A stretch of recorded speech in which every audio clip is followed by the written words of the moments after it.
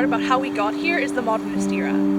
This followed the Romantic Era and ran from the late 19th to early 20th century. Unlike the Romantic Era, however, this era brought in the embracing of scientific rationality again, though it didn't necessarily push away the idea that emotions were important either. Mostly, the Modernist Era was this idea that man, and quite literally, man could control nature. That they could understand everything, know it all, and therefore control it. In fact, Darwin is a great example of the Modernist Era. It was his studies of cataloging the world, cataloging every species in the world, and being able to understand evolution that really kind of embodies this modernist idea that if you know something, you can control it. Because of this belief, it's in the Modernist Era that we find this idea of capital T truth. Now, I love this idea, or at least the phrasing, capital T truth. It's the idea that if someone found something, we've gone out and studied it, and we come back and whatever we see, whatever we research, whatever we find, is therefore the universal truth.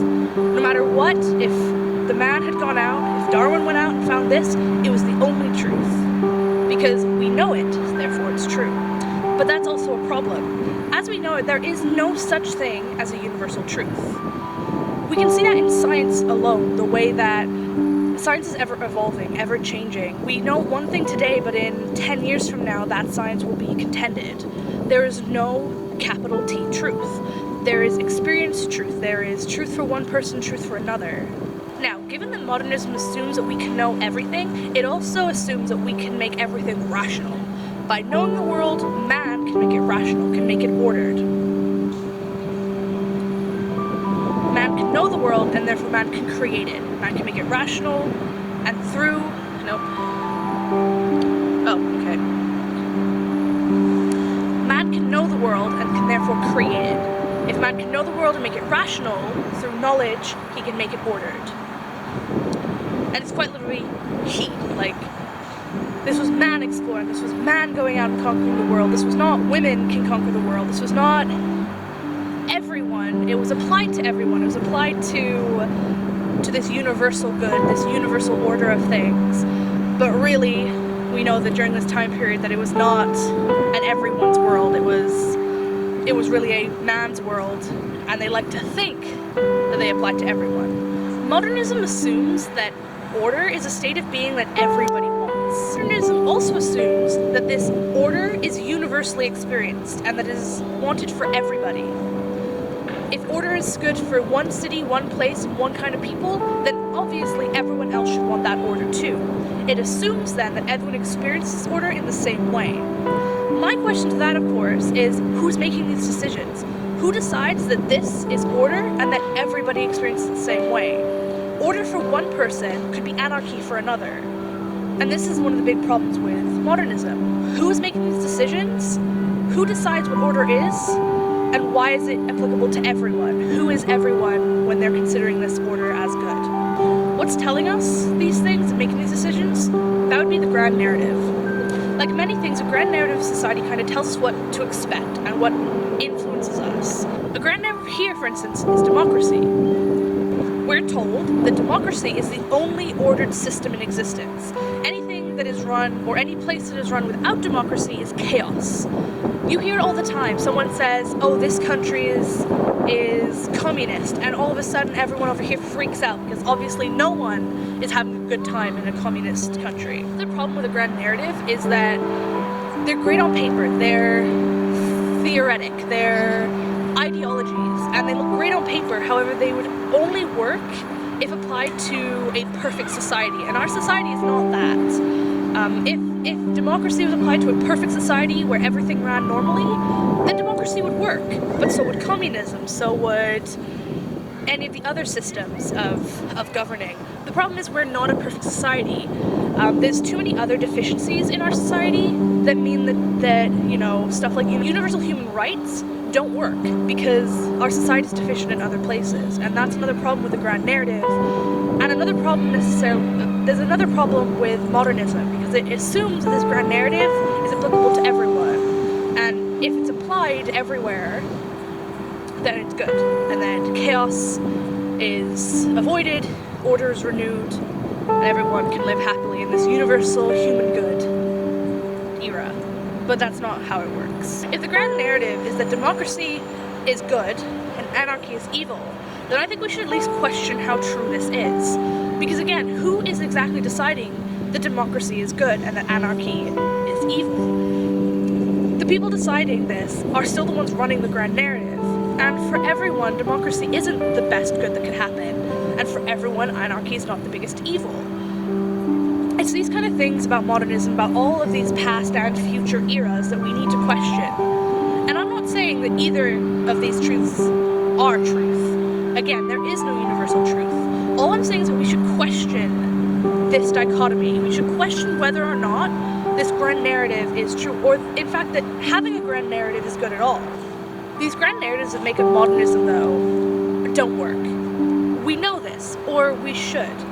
They're utopian. They don't work in our society because we're not perfect. They're ideals. But the unfortunate thing is that modernism applies them as norms, as tales that could be used as if society was utopian. Modernism sees them as applicable tales, as capital T truths. Now that's a lot of critiques for the modernist era, and I'm not trying to make an argument that we should go back to the modernism or modernism was a mistake. But the problem with all these isms and ists, romanticist, enlightenment, modernism, is that they're not perfect. They are in the past. And they have made up a lot of what is seen as truth today. And that's why we need to think about them. People follow and are comfortable with these ideologies because they create a set of rules and expectations for us. When someone challenges these norms, friction appears and people can feel it. One of these frictions that I think is especially important to consider and to kind of show what I mean is the idea that during the modern period, the fact that spouses could file sexual assault against their significant others was a big issue in the modern era, and it created a lot of friction. People didn't want to understand that sexual assault could happen with someone who wasn't a stranger. That's to say that it happened, but up until then they ignored the fact, because if someone sexually assaulted you who was familiar to you, then it obviously wasn't sexual assault. And a spouse surely could not sexually assault their significant other. But this caused friction, and you can see this still today in different sexual assault cases and even things beyond that. And we still see this now today. It still affects our society during various rape cases or even beyond that. Though I like to argue that we're starting to question this grand narrative more and more with the rise of social media and interconnectedness. In the end, the modernist era is a reaction to the romantic, which is a reaction to the Enlightenment period. I'm not here to talk about the validity of the different ideas. All I want you to understand is how we got here and how we move on from here. This series of supplements is simply to understand what developed our thoughts in the past and how they're going to continue to develop our thoughts in the future. This series of supplements is simply to understand how these things affected our thoughts in the past and how they're going to continue to affect our thoughts in the future.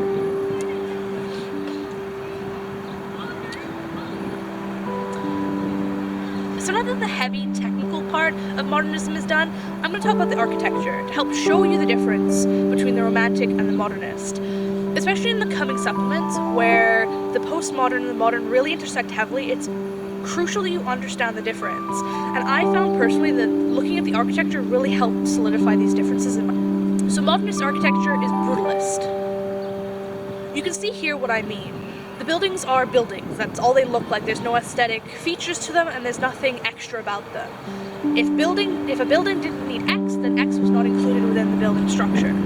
Much like the theory of modernism, modernist architecture makes a lot of assumptions about the nature of things.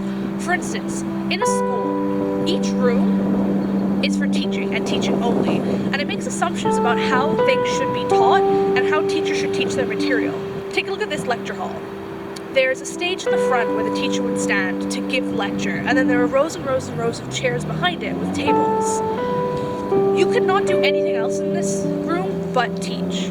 It makes assumptions that teachers will always stand at the front, that this is how a lesson should be taught, and that students will all sit here. It lacks any kind of accessibility, and it lacks any kind of aesthetic. It makes assumptions that teaching will always be like this, and it can limit a lot of teaching. You could not, for instance, hold a dance class in here. You could not, for instance, hold anything but a lecture. You couldn't hold a meeting to discuss things because the desks are unmovable. But the same can be said about dance studios. A lot of those are modernist. For instance, In a big, huge studio, it might assume that ballet or tap is danced here, and that is really the only thing that could be comfortably taught at this point. And I bet that all seems really very messy, and that's because modernism is. But here's the main point you need to take away from it to understand modernism. First is form to function. A spoon has to look like a spoon. It is a spoon, it needs to function as a spoon. If you can make it look good too, that's cool, but don't put any extra effort into it. Rationality came back, and this idea of creating order out of chaos. Darwin really influenced this with his idea that we can catalog the entire world and understand it, and man took this on as we can control the world and make the world rational. Order in modernism is the only good, and chaos is to be avoided at all costs. If you can understand that, then you basically have a grasp of modernism. Next time we'll talk about postmodernism, and things can get a little messy then. With that said, I'll see you next time for your environmental supplement. Bye!